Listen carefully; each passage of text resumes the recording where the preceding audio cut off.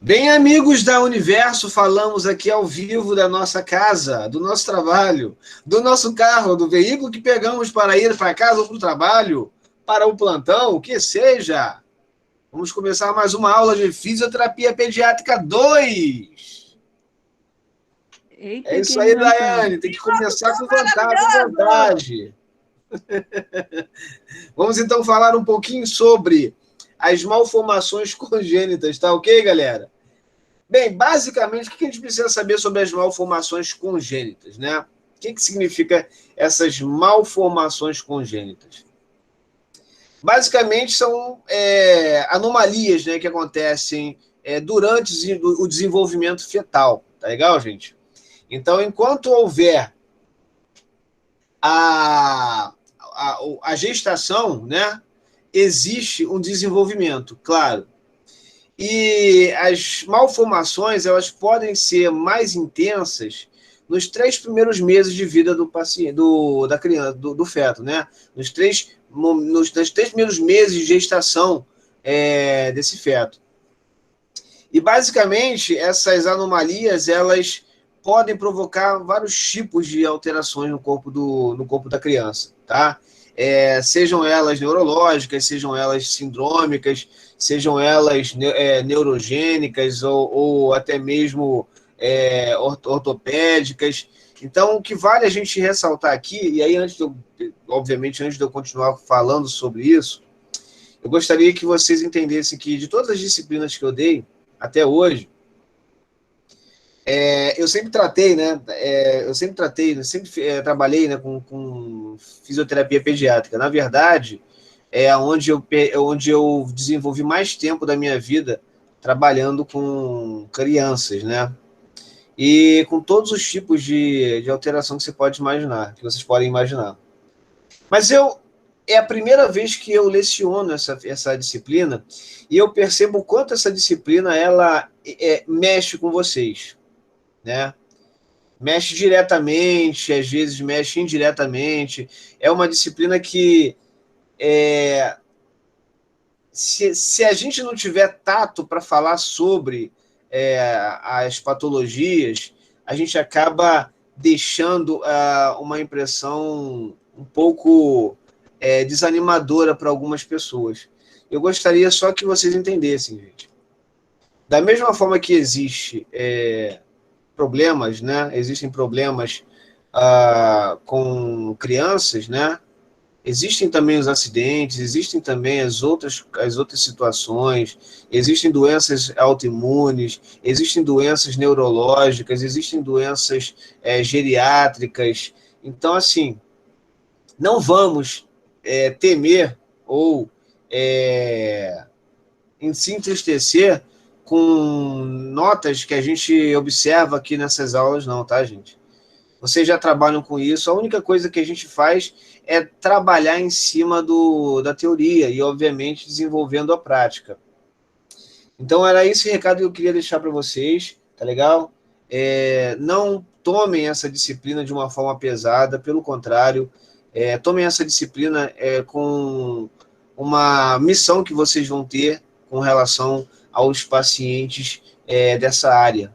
Eu sei que nem todos vão ter coração suficiente para trabalhar com a pediatria, mas aqueles que vão conseguir, um dos maiores retornos que vocês podem ter é através do sorriso de uma criança, tá? Por maiores que sejam, né, as complicações, a gravidade do problema.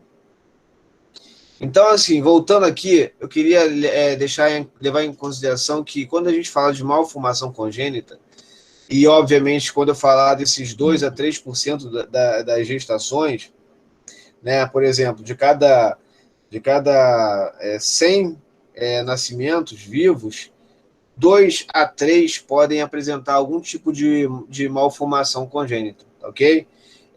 O número ele é realmente grande, tá?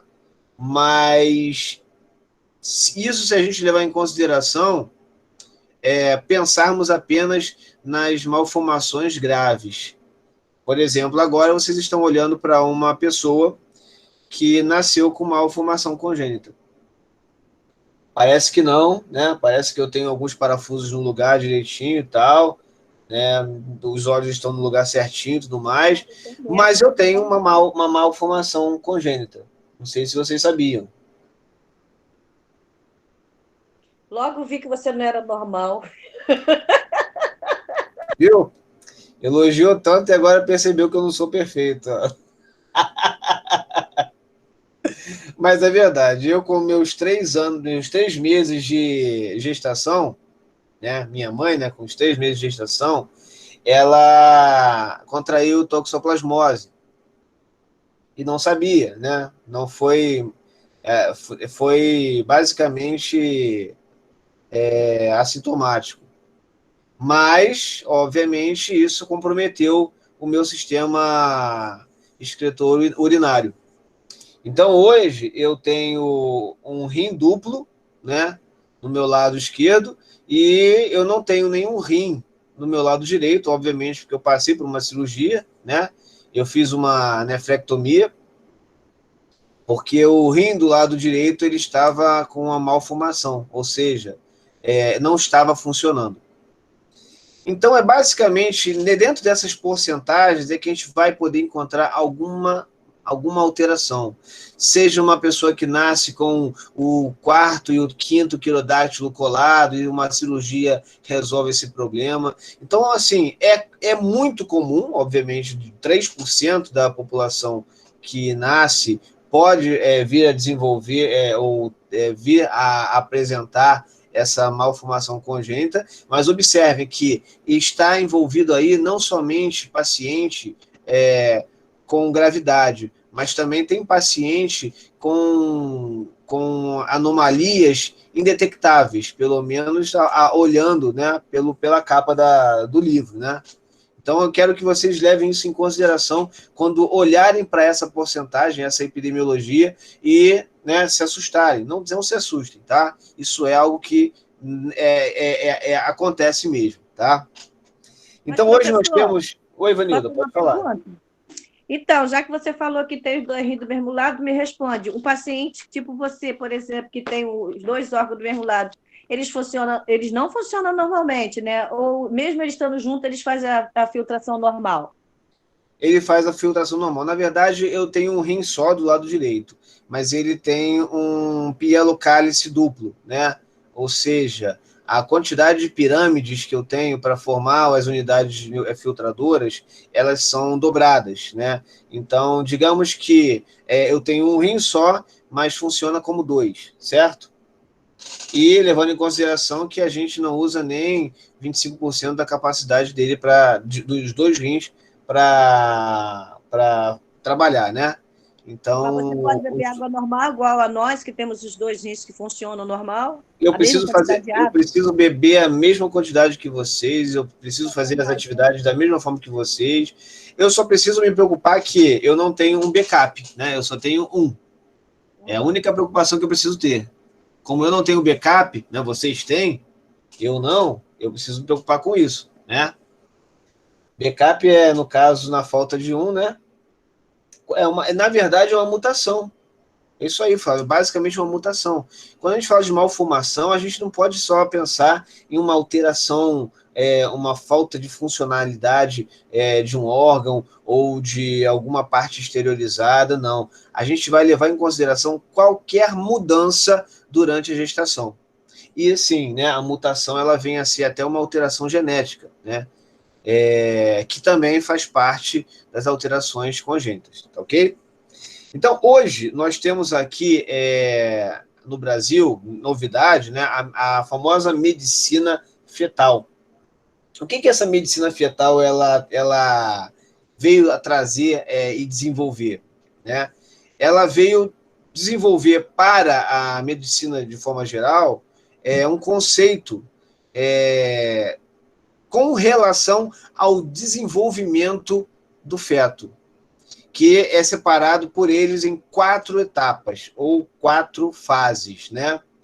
A primeira, que é a fecundação, e na fecundação você já tem o quê? Determinações de anomalias genéticas, pode ter, né? Então, digamos que um casal, né, tem lá a fecundação, né, a sua copulação, e vem a passar pela fecundação, e durante as junções dos alelos genéticos, você acaba tendo uma alteraçãozinha no nucleotídeo lá do DNA. Essa alteraçãozinha ela pode aparecer por vários motivos. Determinados tipos de radiação, algum tipo de elemento tóxico que ou o pai ou a mãe tenha usado por muito tempo, algum tipo de droga, uma doença específica. Isso tudo pode trazer uma alteração, uma mutação no gene e trazer síndromes, né? Doenças sindrômicas. E essas doenças sindrômicas passivas de mutação, elas podem ser consideradas doenças congênitas, síndromes congênitas. Um grande exemplo aí, no caso, seria a síndrome de Down, ok? A síndrome de Down, ela tem essa condição. Carlos? Fala aí, Marcos. Boa noite, tudo bem? Boa noite. Você falando sobre essas questões de malformações congênitas, em 2003, eu perdi uma filha porque ela teve uma malformação de órgãos, né? Ela nasceu de 7 meses, mas eu já sabia que ela não iria sobreviver, porque os médicos já falavam isso. Tanto que no início da gravidez da minha esposa, na primeira ultra que ela foi realizada, já teve esse diagnóstico de malformação de órgãos, né? E nós fomos encaminhados na época lá para o Instituto Fernandes Figueira, no Flamengo, pelo SUS, que lá é o hospital referência para a questão de gravidez de risco, né? Uhum. E nós tivemos que levar a gravidez até os 7 meses, sabendo que não ia chegar até os 9, porque você só pode interromper uma gestação mediante uma autorização da justiça, né? E isso eu não queria que fosse feito, né? Deixamos a coisa correr normalmente e durante esse tempo todo foram feitos vários exames, genótipo, tanto meu como da minha esposa, e entrevista, né? Referente à parte genética de família. Na época eu até comentei que meus pais, eles eram primos de primeiro grau, mas com o tempo isso ficou descartado, né? Que isso não teve influência nenhuma. Mas, na verdade, para resumir tudo, a minha filha nasceu de 7 meses, mas no primeiro dia de vida ela só ficou 20 minutos viva e faleceu. E não existiu nenhum diagnóstico fechado, né? Só realmente a má formação de órgãos, e quando ela saiu do meio interno e meio externo, não suportou ficar, né? Ela saiu do suporte vital, que era a placenta, que era útero, né? Isso, correto. Ela veio a óbito, né? Na época, né? Eu estou falando isso com você hoje porque, como faz muito tempo já, hoje eu sou uma pessoa mais preparada para falar em relação a isso, né? Mas, graças a Deus, depois que existiu esse óbito, 2 anos depois nasceu a minha filha, que hoje está com 15 anos, e nasceu de 8 meses, mas, graças a Deus, ela não teve nenhum tipo de problema de saúde, não. Tá bom, Carlos? Obrigado aí pela questão. Graças a Deus. Então, assim, observe que, né, eu sinto muito, tá, Marcos, pela sua primeira filha, mas fico feliz pela sua segunda. E observe que não é necessariamente a malformação, ela não vai ter necessariamente uma causa específica, tá? Ela pode ser idiopática, ela pode ser desconhecida, ela pode não ser não ter um resultado final durante a investigação. Então, a malformação, ela parte um pouquinho para essa linha, né? Então, por exemplo, né, se por acaso, que não é o caso, né, ele tivesse contato com algum tipo de substância radioativa, né, ou algum tipo de elemento radioativo, isso poderia ter causado algum problema? Poderia. Algum tipo de substância tóxica, ou algum tipo de medicamento, algum fármaco, alguma droga, um ambiente, alguma doença, como eu falei, né? Mas também pode não ser nada disso. Nem a parte genética pode influenciar. Às vezes, uma mudança, uma displasia pode causar isso, né? E a displasia é quando você tem uma formação anômala, né? Então, você tem uma anomalia na formação de um tecido específico, que pode acontecer, tá? Por isso que eu falei dessa porcentagem. Apesar de ser a informação ser tanto de pessoas com leve, né, malformação, a uma grave malformação, como foi o caso aqui do testemunho do Marcos, né, em relação à sua primeira filha. Então, aqui, voltando aos pontos, né, das etapas, né, da divisão, do desenvolvimento, então nós temos aí a fecundação, que as anomalias elas podem ser determinadas por fatores genéticos, ok? Como eu falei aqui, como eu dei o exemplo da síndrome, né, a síndrome de Down é uma delas, tá? Síndromes cardiogênicas também podem estar associadas. Tem a segunda etapa, que é justamente a formação, e essa formação é onde você tem a divisão, você tem a multiplicação, você tem a diferenciação das células acontecendo, né? Isso acontece aí até o terceiro mês. Então, a partir do terceiro mês, a criança com 5 centímetros já pode apresentar todo o seu corpo formadinho, ou melhor, pré-formado, ainda em desenvolvimento, né? Então, nessa fase, alguma formação pode vir a dar um pouco errado, como, por exemplo, uma hidrocefalia, ou uma microcefalia, ou até mesmo uma meningocele, ou uma meningomielocele.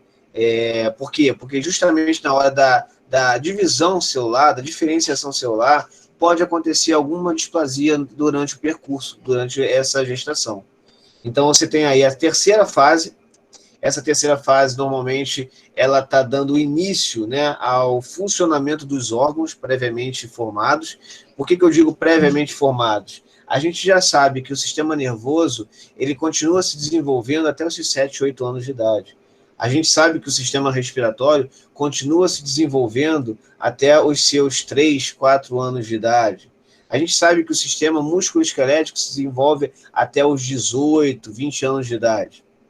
Então, todos os sistemas, né, todos os órgãos, eles têm ainda um desenvolvimento, né, uma formação pela frente. Então, por isso que na terceira etapa a gente fala que é o início do funcionamento dos órgãos, né, mas de forma prévia, né, à sua formação. Então, as possibilidades de deformações aí, ou disrupções, né, acontecem nessa fase do início do funcionamento dos órgãos. E nós temos a quarta fase, que vai falar exatamente sobre o parto. Então, a gente pode ter, durante o parto ainda, né, algumas alterações, né, em algumas encefalopatias que podem acontecer durante o parto, que podem ser consideradas também congênitas, tá legal? Então, observem que, de acordo com a medicina fetal, desde o momento em que você tem a formação, a fecundação, até o momento em que você começa o parto, tudo vai ser considerado, né, tudo que tiver displasia pode ser considerado malformação genética. Daí, o grande número, né, de nascidos vivos poder apresentar algum tipo de malformação, de 2% a 3%, certo? E aí, como que a gente pode verificar, né? Como que a gente pode determinar ou rastrear, né? Como que a gente faz o rastreamento dessas malformações? Ela é de início, né, até o momento, o carro-chefe para os exames né, de malformações congênitas é a ultrassonografia. Então, ela basicamente é o meio, né, o recurso diagnóstico que vai nos dar um melhor destaque para rastrear essas malformações. Então, vamos pensar o seguinte: Existem, né, vários períodos, né? Você tem a mulher, ela precisa passar por um pré-natal e periódico, né, durante toda a sua gestação. Mas existem três pontos importantes, três momentos importantes em que esse pré-natal ele precisa ser feito mesmo, né? Que é quando a criança, obviamente, quando a gente descobre que a mulher descobre que está grávida, né? Não vai dar para verificar nada ainda, mas a partir do 11º, do 13º, da 13ª semana, a gente já consegue observar alguns marcadores na ultrassonografia, né? Esses marcadores eles podem ser determinantes para determinar se esse paciente, essa criança, tem um alto risco de uma cardiopatia, né? Ou um alto risco de alguma doença sindrômica, né? Através da translucência nucal, né? E também a gente pode observar pela formação do nariz. Eu não sei se vocês sabem o que significa essa translucência nucal. Eu vou explicar para vocês um pouco mais à frente, tá? Mas para quem não sabe, já fica aí a dica para vocês terem isso em mente e não se preocuparem tanto na hora de fazer esse tipo de exame, principalmente as mulheres e principalmente as que estão grávidas ou pretendem estar. Depois disso, a gente vai passar por outra fase de exame, que vai ser a partir do 18º à 20ª semana, a 18ª à 20ª semana. Nesse caso, nós estamos falando de um exame morfológico. E esse exame morfológico ele vai fazer uma análise das partes estruturais dos órgãos, né? Cérebro, o rim, o coração, de forma geral, todos os órgãos que ali estão presentes. Já lembrando que a partir do 3º mês, né, já existe uma formação dos órgãos, né? E aí, obviamente, a partir desse tempo, de 18 a 20 semanas, o exame morfológico ele vai fazer uma análise das estruturas dos órgãos e também das medidas e também da condição externa, né, da parte externa do feto, para saber se todas as extremidades, para saber se a pele, né, se as cavidades elas estão fechadas de forma correta. Daí, chegando à sua 28ª semana, até a sua 30ª semana, que vai ser um terceiro exame, a gente já consegue estabelecer se esse desenvolvimento fetal ele está sendo realizado de forma adequada, se há como determinar se os órgãos já funcionam corretamente. Então, é bem possível, né, que na gestação, né, de uma criança com alguma alteração de órgãos já comece a apresentar algumas displasias aí, né, algumas anomalias. É claro que também existem outros exames, né? A gente pode citar aí a codossintese e a aminocentese, por exemplo, né? São técnicas de exame mais invasivo, mas você consegue detectar através desses exames mapeamento genético e também se há ou já houve algum tipo de infecção na região, que pode trazer ou não um distúrbio na formação do feto, tá? Então, nós temos aí esses exames obviamente, existem outros exames, mas os principais, né, são esses. E o carro-chefe, sem sombra de dúvidas, é a ultrassonografia. Então, ainda falando da ultrassonografia, o que na verdade quer dizer essa translucência nucal? Eu deixei algumas fotos aqui para vocês verem. Deixa eu pegar aqui o meu ponteiro aqui de laser para a gente poder observar. Está aqui. Então, tem 3 imagens aqui que basicamente querem mostrar a mesma coisa. Quando a gente olha e a gente consegue perceber já o feto todo formadinho, pernas, tronco, braço, cabeça, a gente tem que perceber a parte de trás. A parte de trás um pouco mais translúcida. Essa translucência nucal aqui, ela tem que ter uma determinada distância da nuca até o seu ponto final. Então, assim, Se por acaso ela apresenta em torno de 2,5 milímetros, né? Pequeno, tá? Estamos falando de um exame que é realizado no seu segundo, terceiro mês de vida. Então, ainda são 5 centímetros que esse feto tem. Então, quando a gente verifica a distância entre a nuca e a parte mais externa dessa parte mais translúcida aqui, e a gente faz aqui a mensuração, e a gente identifica que ela está abaixo dos 2,5 milímetros, a gente pode dizer o seguinte: não há um alto risco de malformação, principalmente relacionado com algumas condições sindrômicas, ou até mesmo cardiogênicas. Quando a gente tem um aumento dessa translucência nucal aqui, significa que existe maior quantidade de plasma, certo? Existe uma maior pressão plasmática aqui. Normalmente, isso quer dizer o quê? Alguma alteração cardiogênica, que acaba criando uma pressão e aumentando aqui o tamanho dessa região nucal.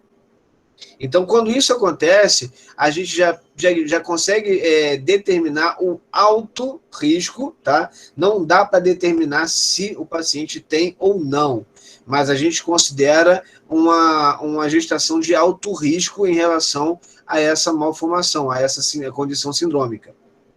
Mas não dá para taxar. Tem mais de 2,5 metros, não dá para taxar. Apenas dá para dizer que o risco aumenta quando o resultado é igual ou maior que 2,5 milímetros. Ok? Então, isso é a translucência nucal.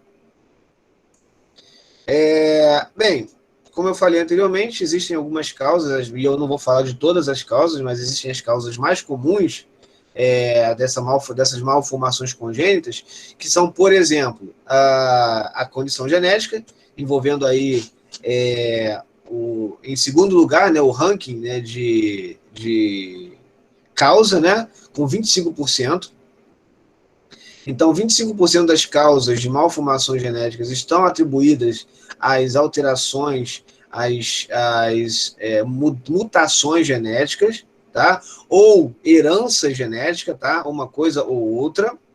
Nós temos aqui 10% sendo responsabilizamos aqui as condições ambientais, e dentro dessas condições ambientais nós precisamos colocar aqui tanto doença quanto radiação, ou até mesmo condições químicas, fatores químicos, ou medicamentos e drogas, ok? Então, essas são aqui as causas mais conhecidas. Dentre o restante, né, os outros 65% que faltam, a gente pode considerar que são por causas desconhecidas. Não dá para concluir que esse paciente, esse feto, ele tem uma malformação por qualquer outro dos fatores acima. O que a gente pode fazer é uma correlação. Essa correlação ela pode existir sim, mas apenas correlação. A gente não pode taxar, olha, dentro desses 65%, a grande probabilidade que tenha sido genético. Não. Existe uma correlação, né? Existem algumas alterações aí, né? Algumas variáveis que podem influenciar, né? A mãe ou o pai pode ser portador dessa doença, mas não manifestar, mas ao passo que joga para a criança, essa criança passa a ter algumas alterações porque acaba sendo dominante, né? Homozigótico, né? Ou até mesmo recessivo, homozigótico. Seguindo aqui, aí sim, começamos a falar do pé torto congênito, tá legal, gente? Então, nós temos aí também as considerações, as displasias do pé, né, congênitas, né? Uma outra nomenclatura que pode ser utilizada. A mais comum até hoje, né, é o pé torto congênito. Então, basicamente, definir o pé torto congênito é dizer que existe deformidade, e nesse caso é complexa mesmo, porque se trata de uma estrutura com múltiplas articulações, né? Então, essa deformidade ela vai envolver não somente o pé, como o tornozelo. E aí nós temos alguns exemplos aqui que eu vou mostrar para vocês com um laserzinho aqui. Por exemplo, nós temos aqui um pé torto do tipo equino, a partir do retropé. O que acontece aqui?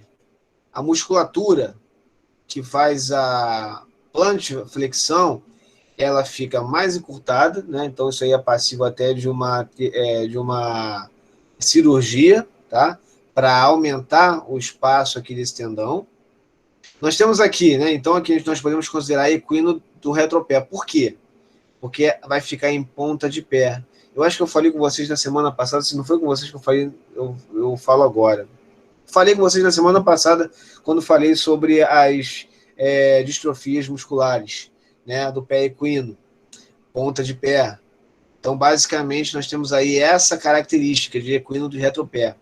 Nós temos uma outra característica também, que é a característica do pé cavo, né?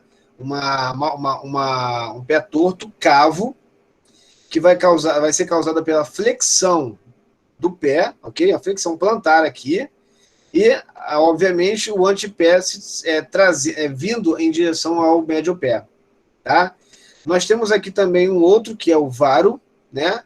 Esse varo gera uma inversão, e observa, essa inversão está relacionada com o talos, tá? Então, essa inversão aqui está relacionada com calcâneo e talos. É uma inversão subtalar.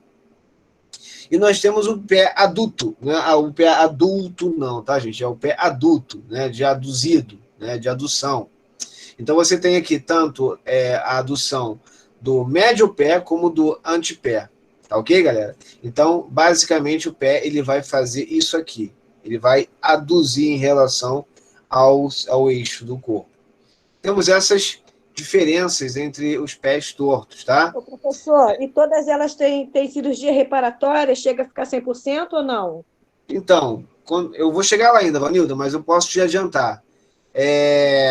Muitas dessas aqui, você vai ter a necessidade de cirurgia, não tem jeito, né?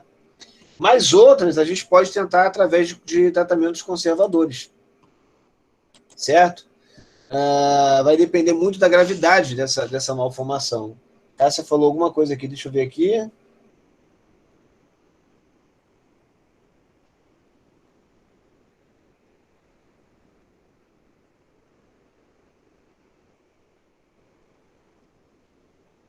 Então, Cássia, existem algumas considerações para determinar o pé torto, tá? Uma delas é através das pregas cutâneas. Então, o fato do seu pé, né, ter nascido torto não configura-se com uma malformação, tá legal?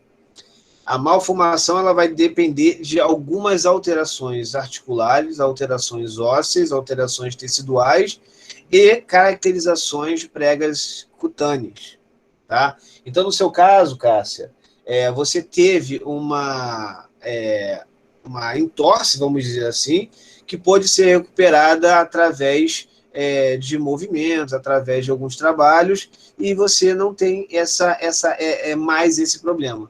A malformação congênita aqui, ela vai ser uma característica estrutural, que no seu caso só foi de posicionamento, ok?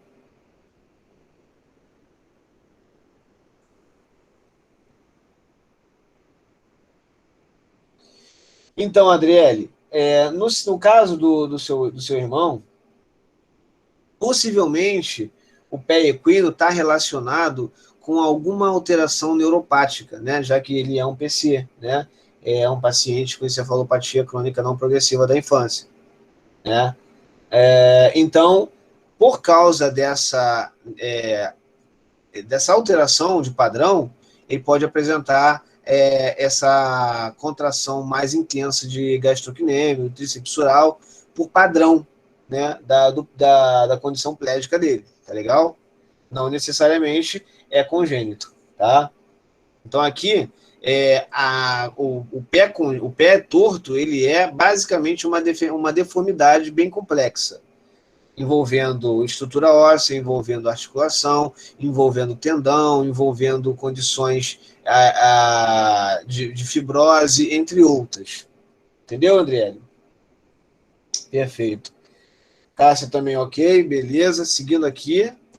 Então, vamos falar um pouquinho sobre os tipos, né, de pé congênito, pé torto congênito. Nós temos os idiopáticos, né?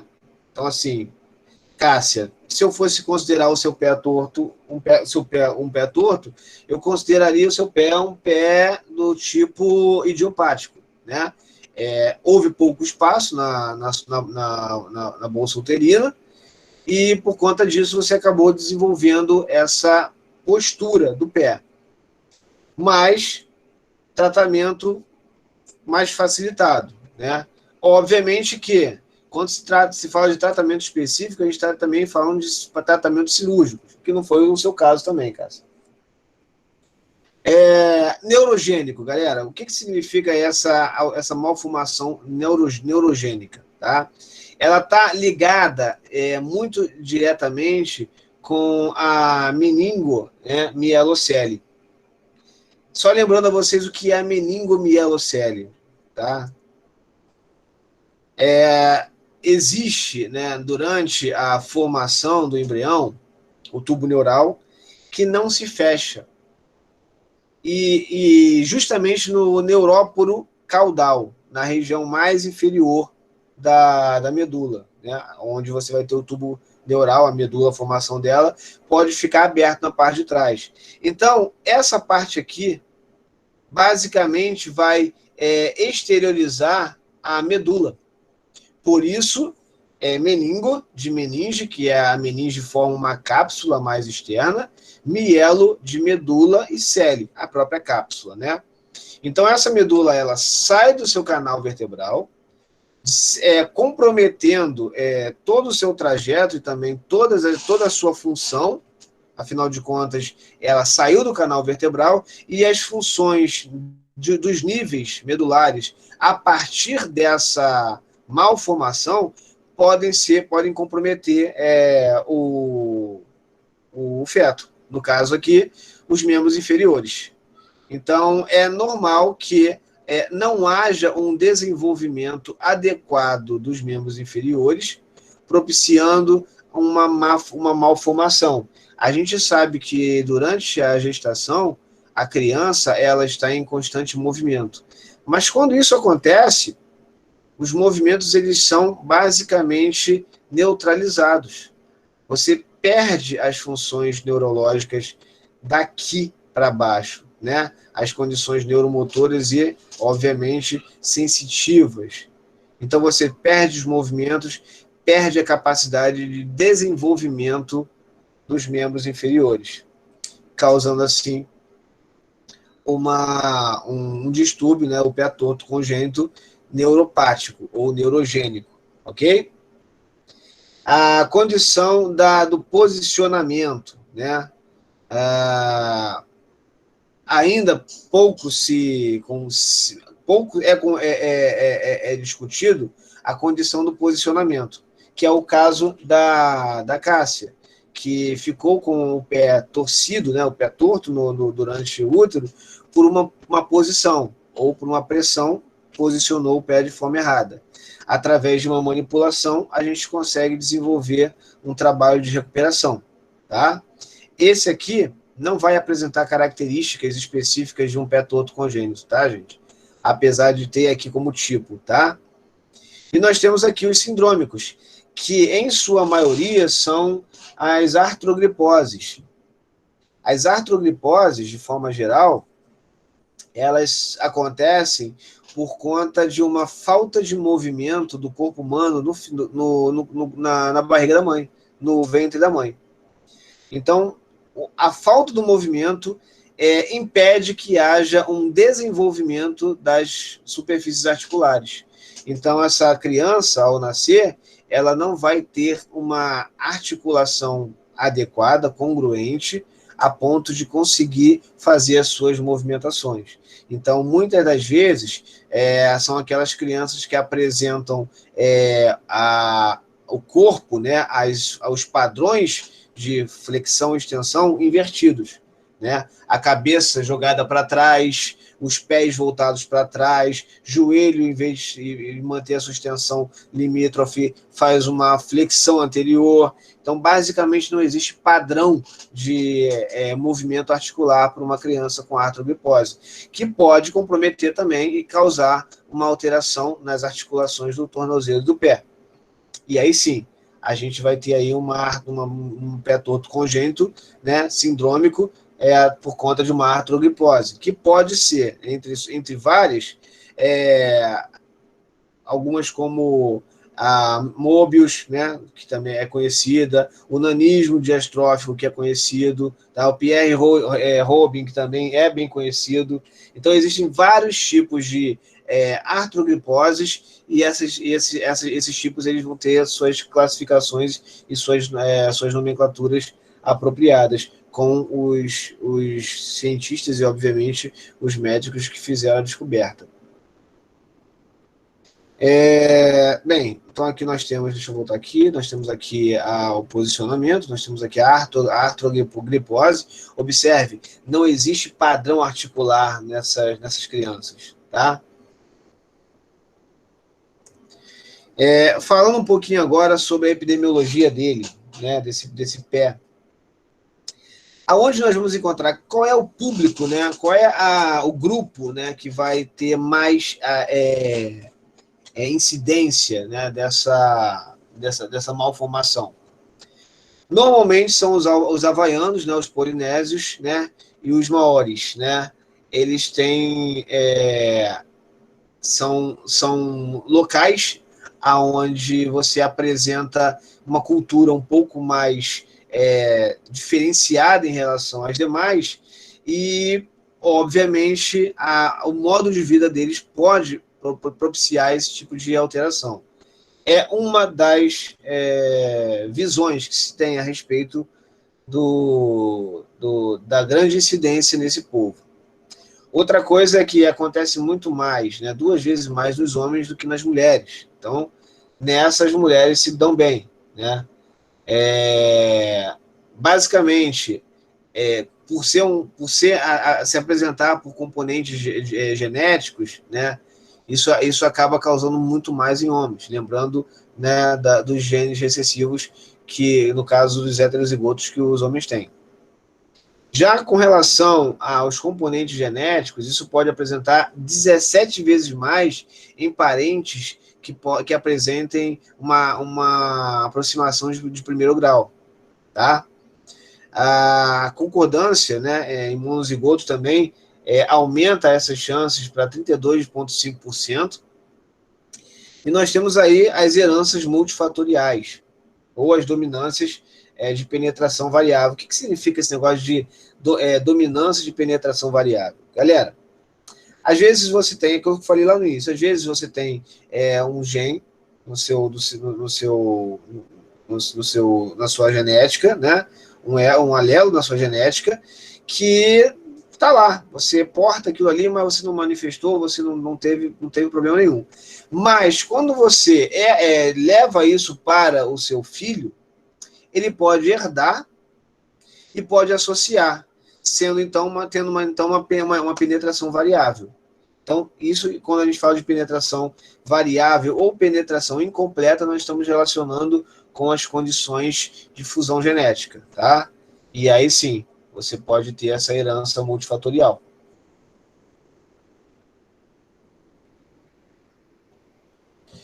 Então, Vanilda, dependendo dos casos, né, e da gravidade, essa criança ela vai passar por uma fisioterapia, não necessariamente para a vida inteira, tá?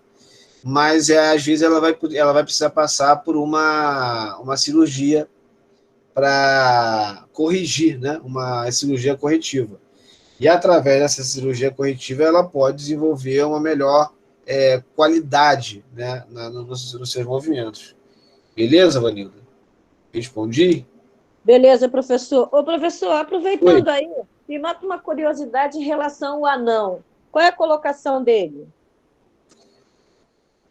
Olha, Vanilda, o anão ele não está dentro das condições de pé torto, não, tá? Não, eu sei, eu estou dizendo em relação a ele ter. Ele tem uma má formação, porque ele nasce pequenininho, aqueles braços pequenininhos, aqueles braços, né, pernas pequenininho. Onde que ele se encaixa numa criança de má formação? Não existe. Na verdade, não há uma má formação no anão, né? Ah, tá. O anão ele tem uma característica, né, Isso é uma característica genótipa dele, e ele apresenta, né, um distúrbio no crescimento longitudinal, que está associado diretamente com as células dos discos epifisários. Mas isso não vem a ser uma malformação, não, tá? A não ser que estivéssemos falando dos nanicos, né? Vamos dizer assim, do nanismo, né? O que não é o caso de um anão. Então, mas eu quero falar do nanismo mesmo. Que não é o anão, tá? E- Que não é o anão. eu pensei que fosse. Não. Nanismo, anão, sei Não, lá. não. O anão, ele tem uma saúde normal, como de todos, certo? Tem uma vida normal, né? O que vai apenas diferenciar de uma pessoa mais alta é a característica de crescimento longitudinal dos ossos longos. O anão consegue ter um desenvolvimento correto dos ossos planos e regulares, consegue ter um desenvolvimento correto dos ossos curtos. O grande problema são os ossos longos. Até os alongados conseguem desenvolver melhor. Os ossos longos é que não apresentam a grande quantidade de discos epifisários que nós apresentamos. Só isso que difere eles da gente. Já o nanismo, ele pode ser uma condição da má nutrição, né, que a mãe desenvolve. E isso pode causar alterações a níveis globais no paciente. Ok? Ok. Etiologia. E aí, quando falamos de etiologia, falamos das possíveis causas. Até porque isso ainda não foi determinado de forma correta. Ainda se desconfia. Então, a gente não diz que com certeza. A etiologia, nesse caso aí, ela é considerada até então desconhecida. Porém, existem as suas possibilidades, né? E aí, quando se fala de possibilidade, nós falamos durante o período de gestação, ele pode sofrer uma modelagem diferenciada, né? A formação óssea pode passar por um molde diferenciado, e isso pode causar a condição do pé torto. Nós temos também algumas lesões musculares primárias, ainda intrauterina, né? Como assim lesões primárias? Digamos que exista uma certa distrofia muscular inicial ali numa criança que está desenvolvendo lá os movimentos, e essa musculatura acaba sofrendo algum tipo de lesão. Então, aquela musculatura não vai conseguir realizar os movimentos durante a gestação para manter as articulações rígidas, né? E muito menos as funções rígidas, causando o quê? Compensações com as musculaturas que ainda estão em formação e se desenvolvendo, só que de forma compensatória. E isso pode trazer um desarranjo, né? Um desalinhamento. Então, é uma das possibilidades. As deformidades ósseas primárias também podem ser, né? Qualquer alteração na conformação dos ossos do tarso, das falanges, né? E até mesmo dos ossos que se articulam com o tornozelo, você pode apresentar também essa condição de pé torto. Lesões vasculares primárias, e aí a gente fala daquelas iniciais, né? Ainda em desenvolvimento, a vascularização ela não ocorre devidamente, então aquela região ela recebe muito menos aporte nutricional do que as demais regiões, o que pode causar por conta, né, de uma hipóxia ou até mesmo uma anóxia, um retardo, né, no processo de desenvolvimento daquele membro, causando então um atraso em relação ao corpo todo, gerando aí lá por volta do seu terceiro, quarto mês, já visivelmente algumas alterações no pé.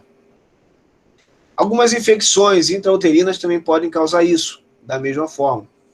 É só a infecção. Isso pode acontecer até mesmo numa displasia, né, de quadril. Mas essa infecção ela pode vir a comprometer os membros mais, ou melhor, as áreas mais extremas, né? Os segmentos mais extremos do corpo, como as mãos e os pés. Nesse caso, como estamos falando dos pés, estamos, então, levando em consideração essas infecções intrauterinas ou até mesmo enterovirais, né? E isso pode causar lesões, né? A gente sabe como que as infecções e as afecções, elas podem gerar lesões e se proliferar. Sequestro no desenvolvimento. O que quer dizer sequestro de desenvolvimento? Isso acontece muito quando você tem gestações gemelares, né? Então, normalmente, um bebê dos dois, né, acaba se nutrindo mais do que o outro, se desenvolvendo mais rápido do que o outro. Em vezes, esse outro ele pode vir a falecer, a entrar em óbito. Vezes, esse pode aparecer com alterações, com deformidades por conta de uma inanição, uma vez que a nutrição não está sendo correta, como foi até o questionamento da Vanilda.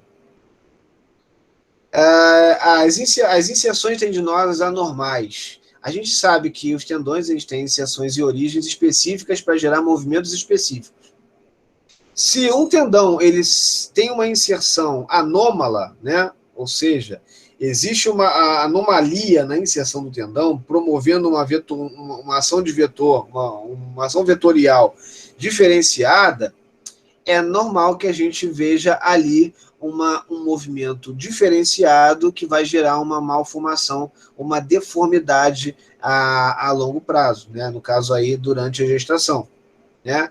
E, obviamente, nós temos as fibroses, ou até mesmo as alterações histológicas, que aí falamos sobre os tecidos conjuntivos. Então, assim, se há alteração de tecido conjuntivo, e aí nós podemos falar sobre fáscias, podemos falar sobre os tendões, sobre as próprias estruturas musculares e articulares dos pés. Então, quando você tem essas alterações e fibroses, você pode desenvolver aí essa malformação. Lembrando que qualquer tipo de fibrose pode acarretar em retração de tecido. Então, esse tecido pode começar a se retrair e desenvolver essa malformação congênita. Ok? Então, vamos lá.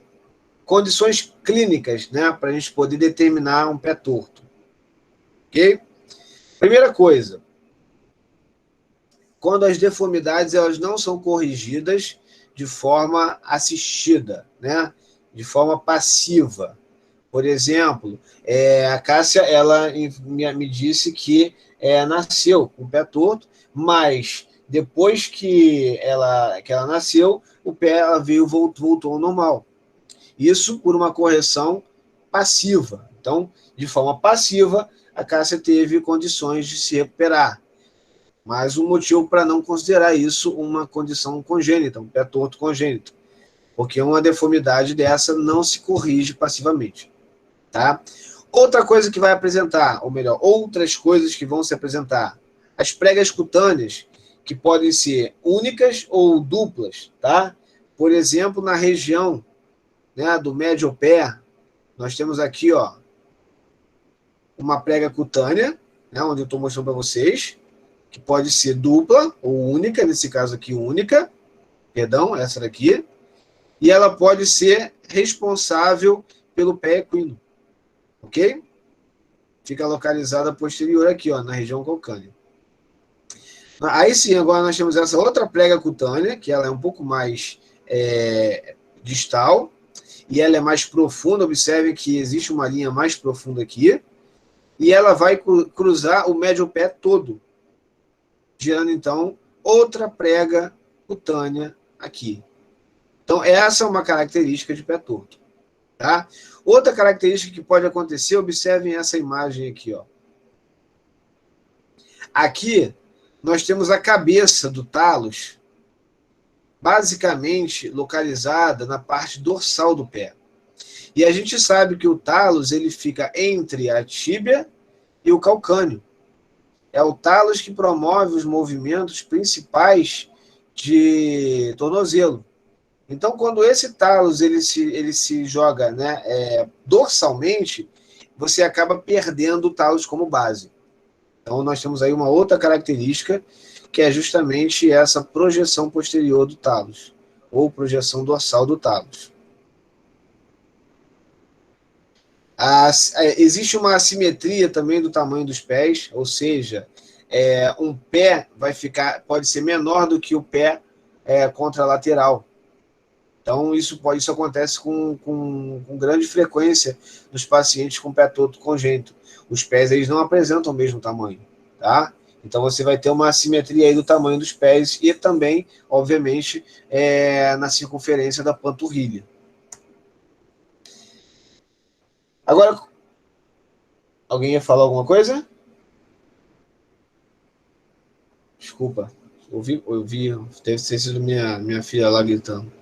É o seu sono já que está batendo o tico-teco. Nada, meu. Quando o meu tic-tac começa a bater, eu começo a falar sobre coisas que eu nem sei o que é.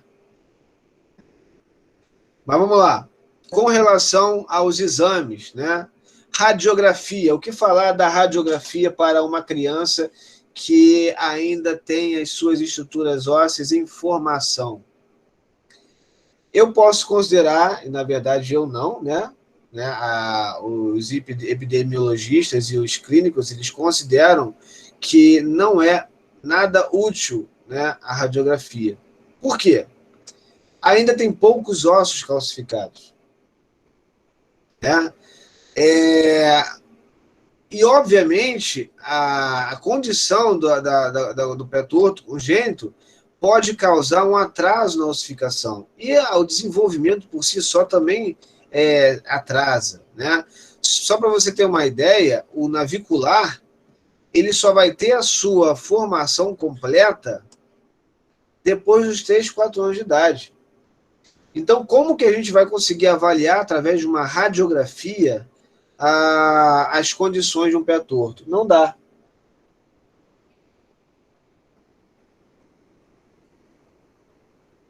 Não, a radiografia não provoca esse atraso, tá, gente? Então, na verdade, o que eu quero dizer é o seguinte: quando a criança ela está em gestação, e ainda quando nasce, a gente sabe que os ossos da criança não estão completos. Pô, show. Mas eu acho melhor explicar assim mesmo, porque pode ser que alguém tenha também entendido de forma equivocada o que eu falei. Quando ainda está em período de gestação, a gente sabe que os ossos ainda estão se desenvolvendo. A gente consegue ver a distância das epífises, né, das metáfises em relação às diáfises, de uma forma muito grande. Por quê? Porque ali ainda existe uma grande distância de diáfise de crescimento, ou disco de crescimento. Significa que os ossos ainda estão se ossificando, se calcificando, crescendo. Por isso que a radiografia não é uma boa alternativa para identificar um pé torto. Por exemplo, isso aqui pode nem ser um pé torto. Ele só pode ser que ele esteja desse jeito apenas por uma condição de espaço uterino. Por isso a gente não determina que a radiografia seja um exame muito útil para fazer esse tipo de abordagem. Já a ultrassonografia, ainda em fase gestacional, a gente tem aí a possibilidade de fazer diagnósticos pré-natais. Então, observe aqui, né? Conseguimos observar o joelho da criança, a perna, e observe como está o pé. Olha como a gente consegue observar muito melhor a condição do pé em relação à radiografia. A radiografia pode ser apenas uma alteração na posição. Aqui a gente observa uma alteração tecidual, né? E a gente observa isso, como é um exame basicamente de rotina, a gente já consegue observar isso do 16ª ou 20ª semana de gestação.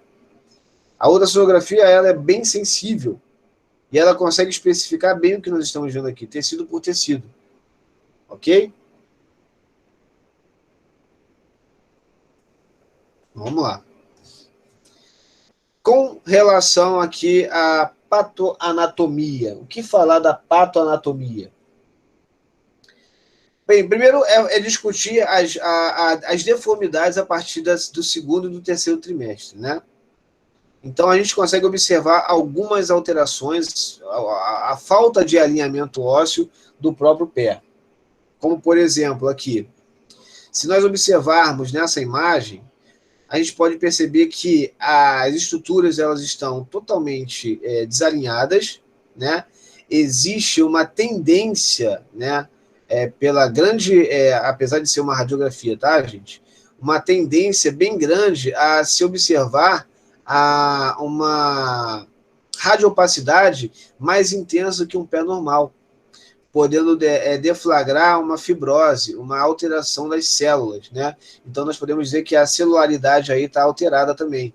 E as fibras colágenas, obviamente, formando também a fibrose, se alteram juntamente com as células. Então, essa região aqui de baixo, a planta dos pés, ela começa a se retrair. Então, vamos observar ossos por ossos. Vamos pegar aqui o talos. Olha só o talos aqui. Quando a gente olha esse talos aqui, observe que, nesse caso aqui, o colo dele é um pouquinho mais curto. A gente consegue observar aqui nessa imagem também. O colo do talos é um pouquinho mais curto do que deveria ser. E por ele ser um pouquinho mais curto, ele acaba sendo desviado para a parte plantar e, obviamente, para a parte medial. Então, ele desce e vem para essa região aqui. Ok? Outra coisa que nós podemos observar é o navicular. O navicular ele está localizado, ele ficaria localizado nessa região. Mas o navicular ele acaba sendo projetado medialmente. O navicular ele estaria aqui. Ele acaba sendo projetado medialmente. Isso acaba fornecendo ao pé uma alteração estrutural. E isso vai fazer com que ele não consiga desenvolver as articulações de forma adequada. O calcânio ele fica aduzido, observe aqui o calcânio. Ele, além de ficar aduzido, ele fica em condição de inversão debaixo do talos. Então, ele tem uma inversão subtalar, ele não fica do lado do talos, ele tem uma inversão subtalar. É como se, ao invés de ele fazer isso aqui, ele faz isso aqui. É justamente o movimento apenas do calcânio.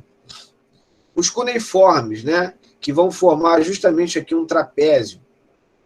Dos pacientes, né, nas crianças principalmente, e depois de adultos, eles podem criar sequelas, causar sequelas nos pés.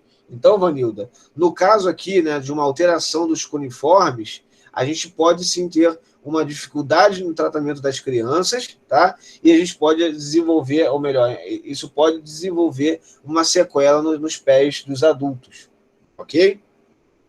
E nós temos aqui o cuboide, que basicamente é o mais lateral. Esse cuboide ele sofre uma luxação, uma subluxação medial, que vai ficar em relação ao calcânio. Então, eles vão se aglomerar, formando aí essa estrutura um pouco mais distorcida, né? Displásica.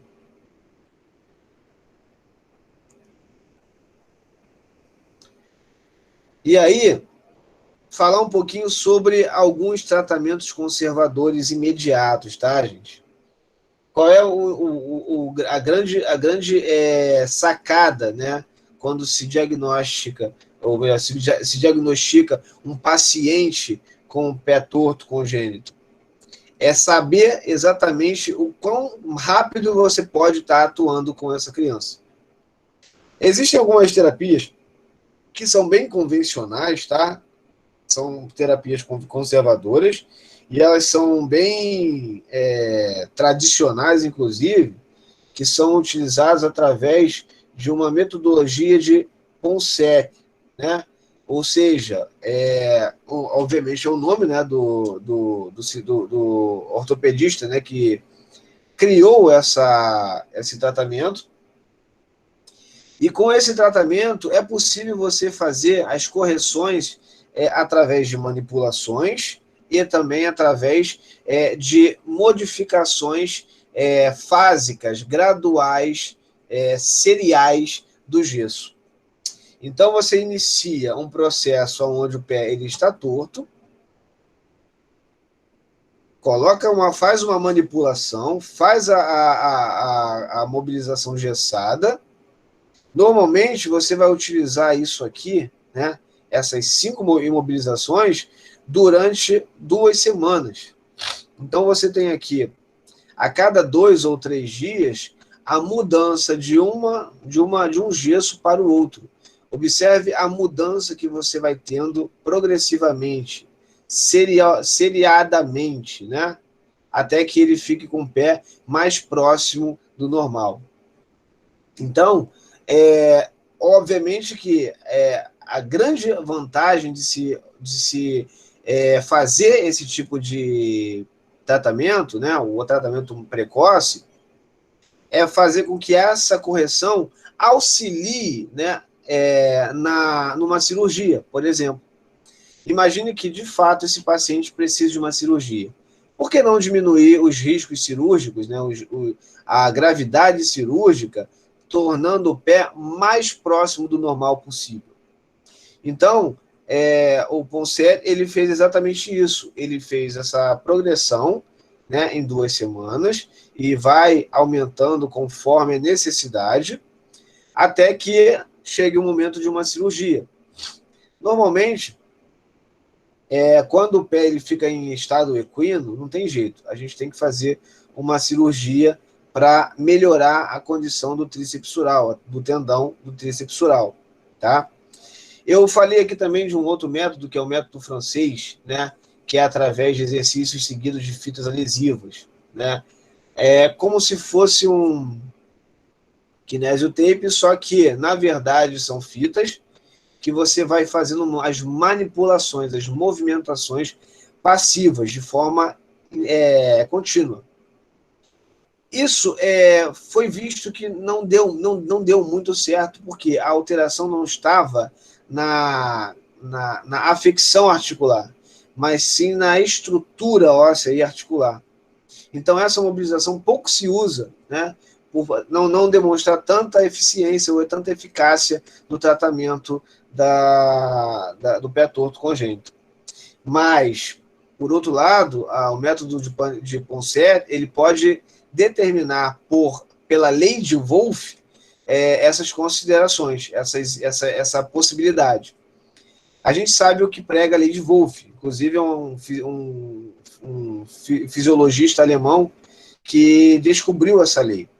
Ele descobriu o seguinte, que quando se imprime uma pressão, uma carga de uma determinada força em uma estrutura óssea por um determinado tempo, existe ali um início de uma produção, ou melhor, de uma ação que nós podemos chamar de ação dupla, osteoblástica e osteoclástica, aonde nós sabemos que as ações osteoblásticas são de reformação, no caso são de deposição cálcica ou deposição óssea, enquanto as osteoclásticas são as de deformação e remoção cálcica, fazendo com que haja uma remodelagem do osso. Então, através dessa remodelagem, através dessa lei de Wolff, o método de Poncet pode ser utilizado porque visa justamente isso. Você imprime ali com a imobilização gessada numa tensão específica de fulcro, uma força que vai ficar agindo ali durante um tempo. Você retira ela e coloca uma outra com um pouco mais de mobilidade, de ação fulcra, né? E aí você vai tendo essa possibilidade de modificação estrutural, visando aí um pré-operatório muito mais facilitado, né? Então, basicamente, esse aí é o Poncet, né? Essa figurinha aí. E, basicamente, ele fala o seguinte, ó, quando a gente inicia a partir do 7º ou 10º dia de vida da criança, né? A gente tem aí, até os 9 meses, antes disso, uma facilidade maior de correção. Se passar dos 9 meses, chegar dos 9 meses até os 28 meses, essa correção ela já se torna meio que parcial. Então, é passiva de uma cirurgia, né? É óbvio que essa cirurgia ela pode nem ser necessária se a gente conseguir continuar trabalhando em cima dessas modificações. Ultrapassou os 2 anos, ou melhor, ultrapassou basicamente 30 meses, né? Não seria um pouco mais de 2 anos, você já pode tentar fazer o uso do gesso, né? Mas só para facilitar a cirurgia. Depois dos 5, 6 anos de gesso, basicamente o que você vai ter aí é a necessidade de uma correção para, pelo menos, as condições de adução do pé. Tá? E aí sim, né, como eu falei anteriormente, quando se fala do pé equino, na maioria das vezes você vai precisar de uma cirurgia sim. Essa tenotomia, ela basicamente emprega fazer um corte do tendão, estirar esse tendão para aumentar o tamanho desse tendão lá na região muscular, no caso do tríceps sural. O calcâneo e, obviamente, o próprio tendão. E aí nós temos aí a explicação, o fornecimento, né, das informações a respeito do pé torto. Agora, como que a fisioterapia ela pode desenvolver um trabalho além dessas mobilizações gessadas? A fisioterapia ela vai ser muito importante durante o pré-operatório, né, assim como essa imobilização, e também após a operação, no pós-operatório. Né? Muitas das vezes a gente vai pegar pacientes de pós-operatório, não tem jeito. São pacientes que, inevitavelmente, vão precisar fazer uma correção. E é a partir daí dessa correção é que a gente pode começar a desenvolver um excelente trabalho para evitar que essas crianças tornem uma recidiva, uma vez que a estrutura já era modificada. Então, a gente faz trabalhos de fisioterapia, estimula as musculaturas que precisam ser estimuladas para fazer a força contrária, né? Agir de forma antagonista, né? E aí sim a gente tem aí uma possibilidade de sucesso bem grande com relação ao tratamento desses pacientes com pé torto congênito. Ok, galera? Eu acho que eu consegui falar tudo sobre o pé torto. Se por acaso nós tivermos alguma dúvida, vocês tiverem alguma dúvida que seja pertinente para a gravação, vocês falem agora e eu mantenho a gravação. Caso não haja nenhuma dúvida, eu interrompo a gravação e a gente discute de forma mais branda, se for o caso, né? Dayana achou tranquilo, graças a Deus. Flávio já está assestando. Bem, acredito que as perguntas já teriam sido feitas, certo? Eu vou fazer o seguinte, eu vou interromper aqui a gravação.